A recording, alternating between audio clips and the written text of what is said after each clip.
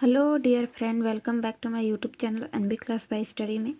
आज हम पढ़ने वाले हैं बीएलएड फर्स्ट सेमेस्टर का जो हमारा फर्स्ट पेपर है बाल विकास।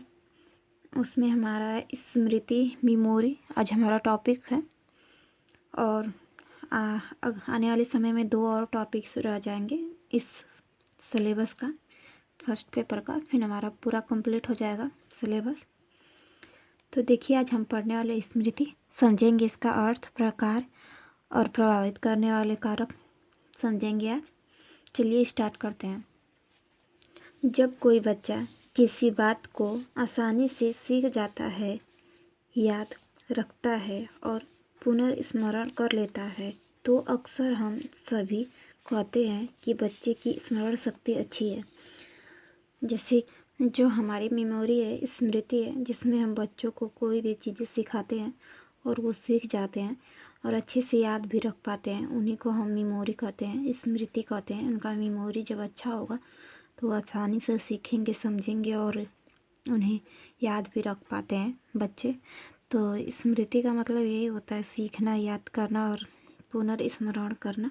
जो पहले चीज़ें हो चुकी होती है, वो जब आप इस टाइम वर्तमान में वो चीज़ें पूछेंगे तो याद आ जाए, वही हमारी स्मृति है, मेमोरी है। चलिए देखते हैं मनोवैज्ञानिक कौन कौन से अपना मत दिए हैं।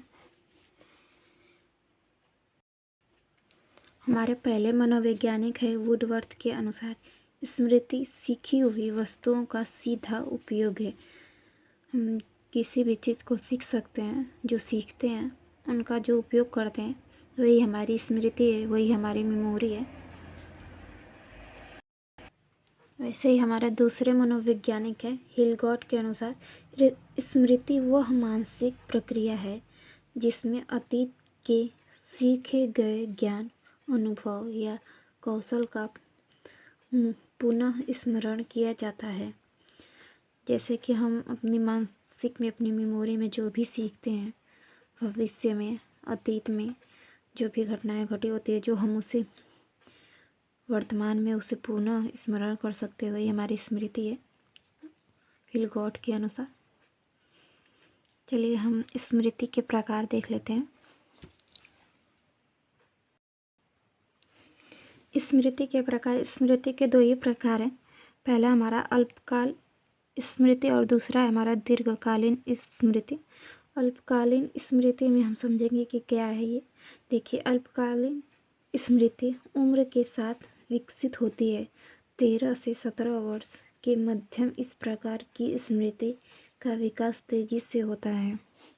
किसी तथ्य या सूचना को याद करके पुनः तुरंत सुना देना तत्कालीन या अल्पकालीन स्मृति कहलाती है। तो कहने का मतलब इसमें यही है कि हम कभी बच्चों को उनकी कक्षाओं में उन्हें टेबल याद करने को देंगे और बोलेंगे कि हम 5 मिनट या 10 मिनट बाद आएंगे तो आपसे सुनेंगे, तो वो बहुत ही जल्दी जल्दी उसे याद भी करेंगे और आपको सुनाएंगे ही। तो उसी को तत्कालीन स्मृति और अल्पकालीन स्मृति कहते हैं। इसे ही अपना सेकेंड देखेंगे, स्मृति। दीर्घकालीन स्मृति जब किसी तथ्य या अनुभव को लंबे समय तक धारण किया जाता है तो उसे दीर्घकालीन स्मृति कहते हैं। कहने का मतलब है कि हम किसी घटना या सूचना, अनुभव को पुनः स्मरण करते हैं जो सीख लेने के पश्चात अनेक घंटों, अनेक दिनों या मिनटों में मस्तिष्क धारणाओं में संचित रहता है। तो हमारा दीर्घकालीन होता है। हम भविष्य में जो भी घटनाएं देखे रहते हैं वो हमारे लंबे समय तक चलती रहती है। जब तक हम जीवित रहते हैं तब तक वो हमारे साथ ही रहती है मेमोरी में। तो वही हमारी दीर्घकालीन स्मृति है। इसमें देखिए कई प्रकार से दीर्घकालीन स्मृति होती है, तो देखते हैं हम। पहला हमारा रटन स्मृति, दूसरा है सक्रिय स्मृति, तीसरा है तर्कीय स्मृति और चौथा है वास्तविक स्मृति।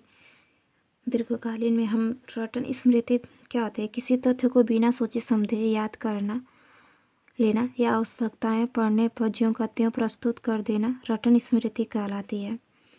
और सक्रिय स्मृति होती है कि अधिकतम सामग्री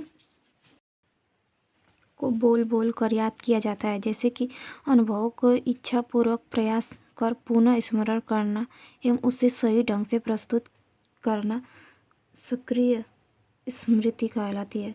वैसी है तार्किक स्मृति, किसी तथ्य को सोचकर समझकर तर्क के आधार पर याद करना और आवश्यकता पड़ने पर उसे प्रस्तुत कर देना तार्किक स्मृति कहलाती है। वैसे ही वास्तविक स्मृति है, जब हम याद की गई या सीखी गई बात को कभी नहीं भूलते तो वह स्मृति वास्तविक स्मृति कहलाती है।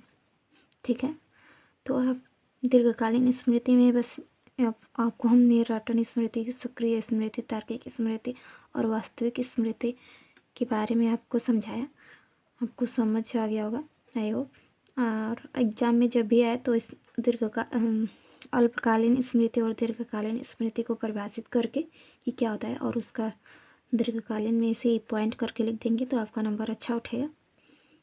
हमारा अगला पॉइंट है स्मृति को प्रभावित करने वाले कारक कौन कौन से हैं, उसे देखते हैं।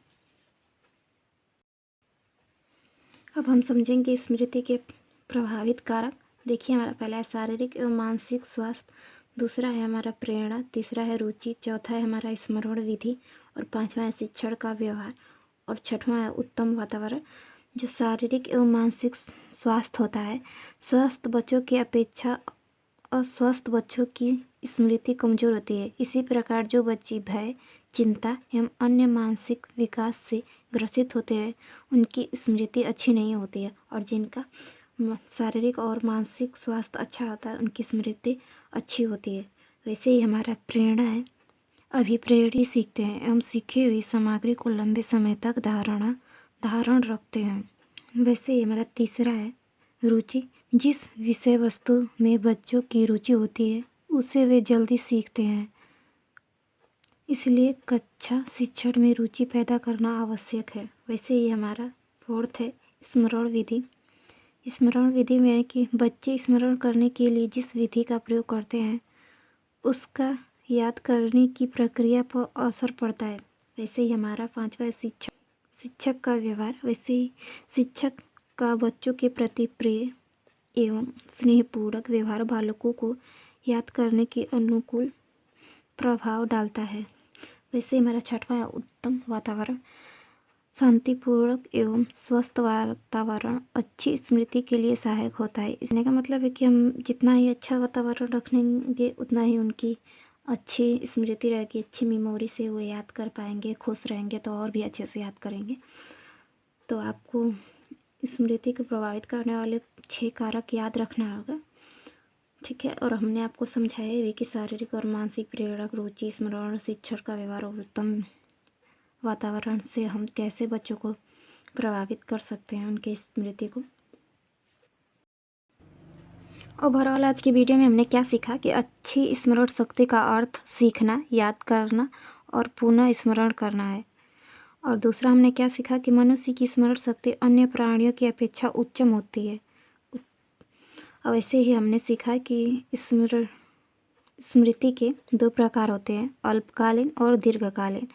और हमने अगला पॉइंट सीखा था कि स्मृति को प्रभावित करने वाले कारक कौन कौन से होते हैं। तो पहला था हमारा शारीरिक, फिर रुचि, फिर प्रेरणा, फिर स्मरण शक्ति, फिर शिक्षक का व्यवहार और उत्तम वातावरण।